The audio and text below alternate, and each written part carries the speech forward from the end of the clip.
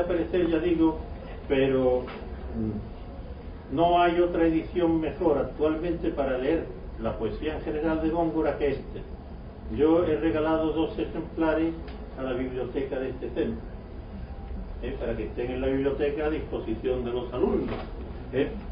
Aparte de otras cosas, porque Antonio Carreiras es muy buen amigo. ¿Tú lo quieres ver? ¿Cuál es el nombre Lo dejo y así lo apuntas, ¿ves? O lo haces circular. Bueno, he dicho estos 2 libros, pero ahora vamos un poco adelante en la soledad primera. Y vamos a ir marcando una a una cada uno de los detalles que nos acercan a este paisaje. Era del año la estación florida en que el mentido robador de Europa media luna las armas de su frente y el sol, y aquí hay un error en la transcripción que hacen en el Instituto Cervantes, es y el sol todo, no todos, y el sol todo los rayos de su pelo. Luciente honor del cielo, en campos de zafiro, paz de estrellas. Cuando el que ministrase, ahí tenemos primero la fecha, él está fechando. Entonces Góngora va a fechar, y esto tiene mucho interés, porque hay luego muchas ordenanzas del ducado que dependen de la fecha. A partir del 1 de mayo no se puede hacer fuego, y si solamente lo pueden hacer los carboneros. Y cuando lo hacen, si está el fuego, no pueden abandonar el fuego. Y luego, porque dicen las ordenanzas, los carboneros son gente que hace mucho daño al bosque, decía, pero claro, eran los que hacían el carbón vegetal, a través de quemar la madera, ahogándola, sofocándola, hacer un tipo de carbón. Entonces, aquí está midiendo exactamente qué día es.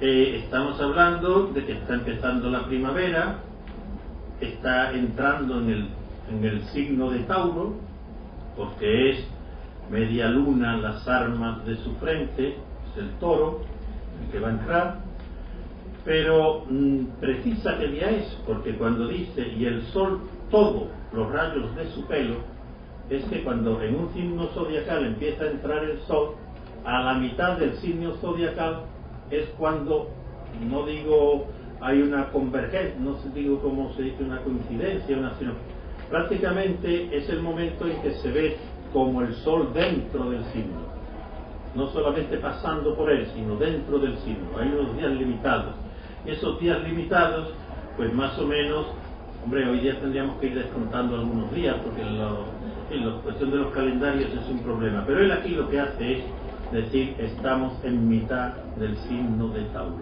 en mitad probablemente, y parte desde el 21 de abril, y coge su mes, pues tiene que estar 7 de mayo, 8 de mayo, por ahí.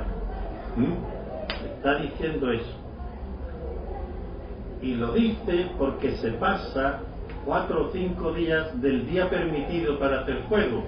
Y cuando lleguen a un sitio, en una boda, que están haciendo unos fuegos artificiales, hay un viejo cascarrabias que dice, hombre, esto está bonito, pero en lugar de tanto, en las fechas que están, habría que tirar 2 o 3 cosas nada más, 2 o 3 cohetes, no esto porque está prohibido. Vamos poquito a poco. Y luego dice, luciente honor del cielo, en campos de zafiro, paz de estrellas. Es decir, el toro está pastiendo estrellas en campos de zafiro. Una cosa muy bonita, el signo de toro, el signo está allí en el cielo. Góngora, cuando mandó la primera redacción, había escrito otro verso distinto aquí. Hay una primera redacción que se conserva en un manuscrito, hay algunos versos sueltos de esa primera redacción que comentan los que lo conocieron antes de la versión definitiva. En esa primera redacción decía, luciente honor del cielo, en dehesas azules paz de estrellas. En dehesas azules. Las dehesas son justamente lo que hicieron los duques de Medina Sidonia. Hicieron la división en un coto. Una dehesa es propiamente un coto para que esté el ganado allí, aparte de eso. Y estas dehesas, claro, después Góngora se lo ha pensado y dice, si pongo aquí dehesas estoy ya asomando la punta de la oreja, porque se ve que esto de las dehesas es lo típico de los duques, y yo quiero hacer una cosa oculta. Y entonces, en lugar, quítalo de dehesas azules, que era un verso precioso. Un comentarista de los primeros, de Góngora, decía que esto tenía que estar escrito en letras de oro. O sea, es uno de los versos más originales, de estas azules, paz, estrellas. Es una cosa muy especial. Él lo quitó para ocultar lo que estaba haciendo, para que no se viera que estaba hablando del señorío, sino para situar esto como en un nivel mítico. Lo ha iniciado con un verso de Horacio, luciente honor del cielo, es Lucens Caeli Decus, es un verso de Horacio puesto literalmente ahí. Ya los comentaristas empiezan a decir Horacio, ya empieza a hablar todo el mundo de otras cosas, entonces empieza a generarse la idea de que aquí lo que se está haciendo es pues una especie de miscelánea literaria, tomado de un lado, de otro, pero aquí vamos, de momento, dice, cuando estaba esa fecha, cuando el que ministrar podía la copa a Júpiter mejor que el garzón de Ida. El garzón de Ida era Ganimedes, que a Júpiter hacía de copero y le daba, pues era como el que le servía la copa. Entonces dice, el que va a naufragar ahora es un joven, dice, cuando el que ministrar podía la copa a Júpiter mejor que el garzón de Ida. Y ahora, desde este principio, sabiendo que de ese canto se ha hablado mucho, del canto 10, que era el mejor de la calidad humana, en el artículo de Ponce Cárdenas que he dicho, que habla de toda esta época, un artículo que acaba de aparecer, pues en este artículo se ve claramente que Góngora ha estado allí, llevaba 10 años andando por estos lugares, y o bien en Ayamonte, en Huelva, pero todo en el entorno del señorío. Y ahora dice, náufrago y desdeñado sobre ausente, lacrimosas de amor dulces querellas.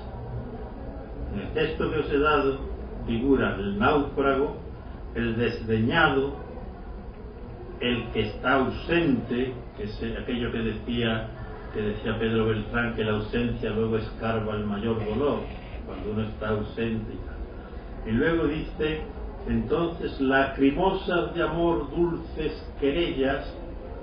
Ahí es cuando aparece el mar llorando, el mar lloroso. Esto es una forma de engarzar, que ahora va a ser superlativamente engarzar. En este otro dice, lacrimosas de amor dulces querellas da al mar. O sea, ha empezado a gritar, a quejarse el náufrago, y se las da al mar. Y ahora lo que es absolutamente incomprensible para los que no están en antecedentes de que el mar es contrario a los naufragios, porque es, digamos, está enamorado de la Virgen de la Caridad y estos son sus dominios. Dice del mar que condolido. Entonces, claro, cualquiera que no sabe el antecedente de este mar, pues dice, bueno, ¿y por qué está condolido el mar? Entonces los comentaristas dicen las cosas más peregrinas sobre este tema. Dicen, por ejemplo, dice que condolido, dice Anapoluto, que he conservado en la versión en prosa, el sujeto de los versos que siguen no es el mar, como lo dejaba esperar el movimiento de la frase, sino el mísero gemido. Es como diciendo, ha dicho aquí condolido y lo ha dejado y ha seguido. Es verdad, ha hecho ahí una construcción que el que está en Madrid o el que está en Rute comentando las obras de Góngora no puede comprender porque no conoce el poema, que estaba inédito, de Pedro Beltrán, que circulaba en el Círculo de Poetas de Ayamonte. Entonces el mar, que condolido, uno dice, hombre, el mar si está condolido, ¿por qué no deja? ¿Por qué no deja que no naufrague? Él es el culpable. Esto es lo que también lo ponen, claro, todos los comentaristas, qué cosa más rara, qué tal, qué cual. Y ahora dice, fue a las ondas, fue al viento el mísero gemido, segundo de Arión, dulce instrumento. Es decir, el náufrago se empieza a quejar, y entonces lo mismo que cuando Arión en la mitología venía de la parte de Sicilia, iba hacia Corinto en un barco, iba cargado de riquezas porque era un gran cantor, entonces la tripulación decide tirarlo al mar y quedarse con todo el dinero que llevaba. Entonces Arión pide cantar desde lo alto del barco el nomos ortio, que dice el mito, y ahí un tipo de nomos, un tipo de canto, y en ese momento sale un delfín, él se arroja y el delfín se lo lleva hasta la costa. Arión es salvado por su música por un delfín, uno de los mitos más bonitos de los delfines, que intervienen mucho en la idea de la mitología griega, especialmente por el lecho marino de los delfines tan frecuentes en aquel entonces, aunque también los hay. Entonces se salvó.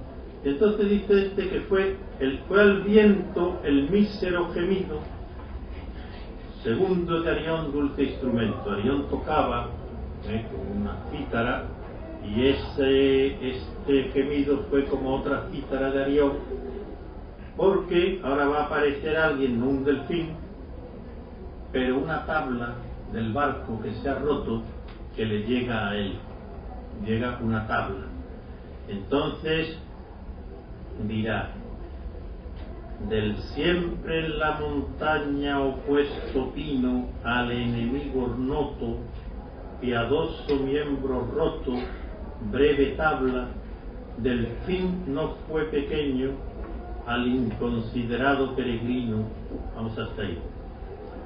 Empezamos. Otra referencia para situar el sitio del naufragio. Dice, en la montaña, donde va, al pie de donde va a naufragar hay un pino, están los pinos, se refiere exactamente a la costa, toda la costa esta, que suele estar llena de pinos, de los pinos antiguos, del pino laricio, no del pino piñorero, que luego fue una creación posterior o una replantación posterior en Doñana, pero el pino antiguo, grande. Entonces dice, del siempre en la montaña opuesto pino, y ahora dice, al enemigo noto. Noto es el viento del sur. Noto es lo que significa. Entonces lo que está indicando que lo mismo que en la nave del Canario que venía de allá abajo y lo pillaron los vientos y naufragó en la Caridad Guzmana, está en una zona donde se ven los pinos que están opuestos al viento del sur, es decir, la costa que estamos mencionando. Primer sitio, claro, aquí es un sitio al que se llega de esta manera. Piadoso miembro roto, una rama de ese pino estaba rota, dice, breve tabla, del fin no fue pequeño, es decir, sirvió como una tabla, bien sea una de las tablas de su propio barco, o bien una rama, un piadoso miembro roto del árbol, una rama que se ha desgajado, que por cierto, eso de una rama así no se puede tocar en el ducado de cualquier manera. La ordenanza 185 dice, ninguna persona tome rama de árbol que el viento derrocare, ni la haga leña, etcétera. Es decir, que no diga, que no el que esté cortando leña para que irregularmente, que no diga, no, es que esto se ha caído de la rama. Entonces, para evitar toda esa picaresca, que era mucha, entonces es para lo que interviene. Al inconsiderado peregrino que una libia de ondas su camino fió y su vida a un leño. Leño utilizado aquí en el sentido latino de barco. un leño, un barco. Y ahora va a dar más ideas, es decir, está frente a esta costa. Vamos a ver qué dice. Dice: del océano aún antes sorbido y luego vomitado. Es decir, el naufragio ha sido de la siguiente manera: el mar está, que parece que lo coge, que luego lo expulsa, lo chupa, lo sumerge, lo lanza, y dice: el océano antes sorbido y luego vomitado, no lejos de un escollo coronado de secos juncos de calientes plumas, alga todo y espuma. Está aquí hablando de uno de los escollos que están emergidos, que están secos los juncos arriba, lo dice claramente. Está hablando de uno de los dos escollos, de estos que veíamos así, que son los que están sumergidos, pero al lado tienen uno que está de la otra manera, no como un pico, y que esos son los de Juan Pull, que están siempre emergidos, y ahí pues puede haber pájaros y puede haber otros animales, porque pueden hacer hasta nidos. Dice: no lejos de un escollo coronado, el de Juan Pull, de secos juncos de calientes plumas, alga todo y espuma. Dice: fue vomitado ahí, y dice: ¿y qué es lo que le pasó con eso? Dice: halló hospitalidad donde halló nido de Júpiter el ave. Ahora empieza con otra exaltación del señorío, que es, vamos a decir, una de las piezas emblemáticas de todo el señorío de Medina Sidonia en la época, y todavía de Doñana actualmente, el águila imperial, que solo se da en esta zona, y que anida justamente pues por encima de los acantilados del Asperillo. Detrás hay unos alcornoques, y es donde privilegiadamente anidan estas águilas, que son el águila imperial, el modelo de águila imperial. Todavía este verano he visto yo desde la playa de Sanlúcar cómo venía un águila hacia la zona, todo el mundo mirando. Eso era una cosa espectacular, la velocidad a la que va el bicho, como sin moverse, ¿no? Es una cosa impresionante. Esa zona era entonces, y es hoy un sitio ecológicamente único. Entonces llega, dice: besa la arena, lo escupe ya el mar ahí en la arena esta, besa la arena, y de la rota nave aquella parte poca que les puso en la playa dio a la roca, que aún se dejan las peñas lisonjear de agradecidas señas. Lo que hace es besa la arena, y como todos los náufragos ofrece a las rocas que le han salvado el resto de la nave. Y ahora dice: vamos a ver qué hace el joven cuando llega. Y ahora empieza a dar otras precisiones geográficas importantes para lo que va a venir luego. Y él dice: desnudo el joven, se quita la ropa, y dice: cuanto ya el vestido océano ha bebido. Es decir, el orden está muy dislocado. Dice, el joven se desnuda y dice: cuanto océano ha bebido el vestido, ya a restituirle hace a las arenas. Es decir, se quita la ropa, escurre la ropa y la tiende sobre una roca a que se seque. Y ahora, con esta demora rumborina, dice: cuanto ya el vestido océano ha bebido, restituirle hace a las arenas, y al sol lo extiende luego, que lamiéndolo apenas su dulce lengua de templado fuego, lento lo